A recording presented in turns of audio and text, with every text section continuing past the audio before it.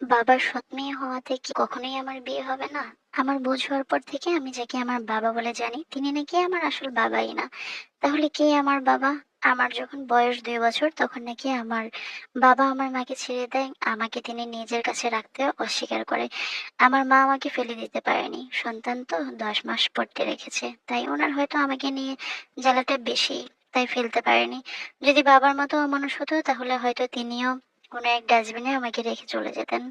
আমার বয়স যখন 20, সবে ইন্টারমিডিয়েট পাশ করি, আমার ছোট ছোট 2টা ভাই বোনও আছে। তারা আমাকে আপু বলেই ডাকে। মাঝবয়সী একজন ভদ্রলোককে আমি বাবা বলে জানি এবং ডাকি। তিনি আমার বাবা। যখন হাই স্কুলে পড়ি তখন বাড়ির এক বান্ধবীর সাথে আমার ঝগড়া হয়। তখন বান্ধবীর ঝগড়ার ছলে আমাকে বলে আমি নাকি আমার বাবার সৎ মেয়ে। আমি তার মুখে প্রথম এমন কথা শুনি, নিজেই বিশ্বাস করতে পারিনি। কাঁদতে কাঁদতে আম্মাকে জিজ্ঞেস করেছি, আম্মা, সালেহা আমাকে কেনই বলেছে এই কথা, আমি নাকি আব্বার সৎ মেয়ে। আমার দুনিয়ার বন্ধ হয়ে মনে হয় যে চিৎকার করে কান্না আসলো। সেদিন আম্মা আব্বা আমাকে অনেক মিথ্যা বলে সেদিন সান্ত্বনা দিল, কিন্তু দিন শেষে জানতে পারলাম আসলেই তিনি আমার আসল বাবা না।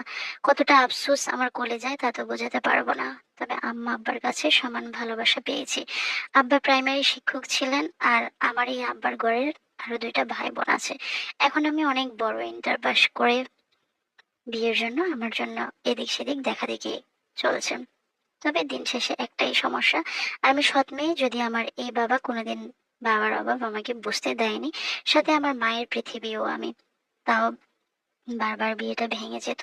তখন খুব জানতে ইচ্ছে হতো কি অপরাধ আমার মায়ের ছিল, কি অপরাধ আমার ছিল, যার শাস্তি হিসেবে আমার আব্বা আমার মাকে অস্বীকার করে বাহির করে দিল। কতটা নিষ্পাপ তখন আমি ছিলাম। কেমন করে এমনটা করলো জানেন? কোনোদিন আমার আব্বাকে আমি দেখিনি, তিনিও কোনোদিন আমাকে দেখতে চায়নি। আমার মাকে যখন 20 বছর আগে বিদায় করে দেয় তখন নাকি তিনি আমার মাকে 20,000 টাকা দিয়ে সাথে আমাকে দিয়ে বিদায় করে দিল। কতটা কষ্ট আমার মনে আজ প্রতিটা পদে পদে আমাকে শুনতে হয়। আমি সৎ সন্তান, তাই মানুষ বিয়ে করতেও চাইতো না। আমার সৎ বাবা যিনি, তিনি সবসময় আমাকে আদরটা একটু বেশি করতেন। ছোট থেকেই দেখেছি আমার আম্মাকে ওনার সামর্থ্য অনুযায়ী রাজরানী করে রাখতেন। আমাকে বাবার অভাব কখনোই বুঝতে দেয়নি। এখন আমিও সংসারী, তবে জন্মদাতা বাবাকে খুব দেখার শখ। যদি কখনো এক নজর দেখতে পেতাম জন্মদাতা বাবা ঠিক কেমন হয়। আমার আম্মা কখনো আমার আসল বাবাকে নিয়ে কোনোদিন আমাকে কিছু বলেনি, আর কাউকে বলতেও দেয়নি আমার সাথে। তাই আমিও জানতাম না কে আমার আসল বাবা, কে আমার সৎ বাবা। বহু বছর পরে শুনেছি আমার বাবা আর একটা মহিলাকে বিয়ে করেছে, তাই আমার আম্মাকে বিদায় করে দিয়েছে। আর ওই মহিলা মানে আমার বাবার নতুন বউ আমাকে পালতে পারবে না বলাতেই আমাকে আমার বাবা অস্বীকার করে মায়ের সাথে তাড়িয়ে দিয়েছে। জীবন কতটা নিষ্ঠুর! আজ আমি যাকে বাবা জানি ওনার পৃথিবী আমরা 3টা সন্তান, অথচ আসল বাবার খবরও নাই। আমারও এখন একটা সন্তান হয়েছে, তাকেও আমরা এখন খুব যত্ন করি, ঠিক আমার আম্মার মতো। তখন আম্মা চাইলেও আমাকে হয়তো কোথাও ফেলে দিতে পারতো, অস্বীকার করতে পারতো, কিন্তু তা করেনি। আগলে রেখেছে পরম আদরে, যাকে আমি এখন বাবা ডাকি।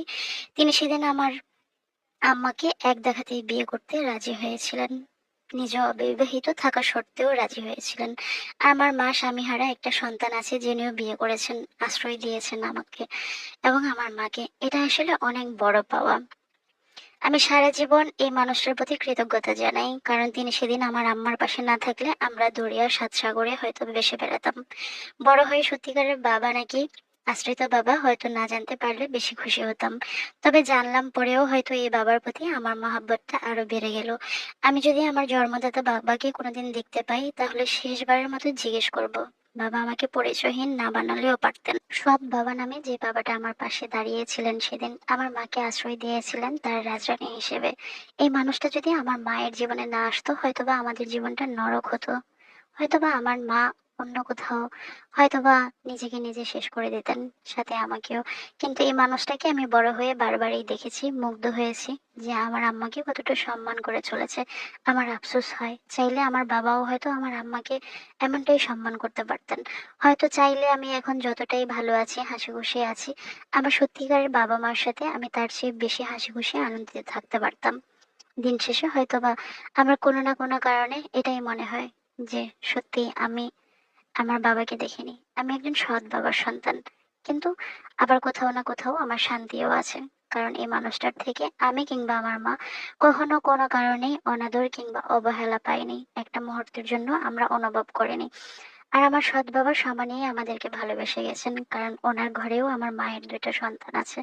আমি বড় হয়ে জানতে পেরে আমি যতটা না অবাক হয়েছি, ততটাই এই মানুষটার প্রতি আমি কৃতজ্ঞতা আরো আমার দিন দিন বেড়েই গিয়েছে। কারণ এই মানুষটা যদি আমাদেরকে না বাঁচাতো, হয়তো আমরা বাঁচতেই পারতাম না। আমার বাড়ি শরীয়তপুরে। আমার নাম রোকেয়া। যদি ভালো লাগে আপু অবশ্যই আমার গল্পটা শেয়ার করবেন, আমি অনেক বেশি খুশি হব। কারণ আমার মতো আমাদের দেশে এই পৃথিবীতে অনেক অসহায় মেয়ে আছে, অনেক অসহায় ছেলে আছে, যাদের জন্মের পর পরেই মা বাবার সেপারেশন হয়ে যায়, কিংবা কোনো কারণবশত মা অন্য কোথাও চলে যায়, বাবা অন্য কোথাও চলে যায়। মাঝখান দিয়ে সন্তান যে থাকে, ছেলে হোক মেয়ে হোক, তারা কতটা লাঞ্ছিত হয়। হয়তোবা আমি অবহেলিত কিংবা লাঞ্ছিত হইনি, কিন্তু অনেক মানুষ হয়। আমার গল্পটা প্রচার করলে আমি আনন্দিত হব। হয়তোবা আমার মতো ভাগ্য নিয়ে আমাদের দেশে অনেক ছেলে মেয়েই জন্মায়, হয়তো তাদের সাথে আমার গল্পটারও মিল খুঁজে পাবে। তবে আমি আমার জায়গায় অনেক ভালো আছি। হয়তোবা আমার মতো যারা অবহেলিত কিংবা বাবাহারা ছিল, তারা হয়তোবা অনেকভাবে মর্যাদা পায়নি, অনেকভাবে আদর যত্ন আমার মতো মহব্বতে বড় হয়নি। আমি কৃতজ্ঞ থাকবো আমার গল্পটা প্রচার করলে অন্যান্যরাও তাদের জীবনের সাথে মিলাতে পারবে। সকলে দোয়া করবেন আমার জন্য। আচ্ছা, আসলে মানুষের জীবনে লাইফ ইজ ভেরি ট্র্যাজেডি, এটা সত্যি কথা। আপুকে ধন্যবাদ যে আমি অবশ্যই ওনার গল্পটা প্রচার করে দিলাম। আমাদের দেশে এরকম বাস্তবিক অনেক অনেক মানুষের জীবনেই আছে যে মা বাবার সেপারেশন হয়ে যায়, বাচ্চা অবহেলিত থাকে, বাট আপুটা অনেক পরম যত্নে বড় হয়েছেন, এটা কম কিসের। একটা মানুষ যখন ওনার মার পাশে দাঁড়িয়েছেন, উনি বড় হয়েছেন, ওনাকে সুশিক্ষায় শিক্ষিত করেছেন, একজন শিক্ষক মানুষ ছিলেন তিনি।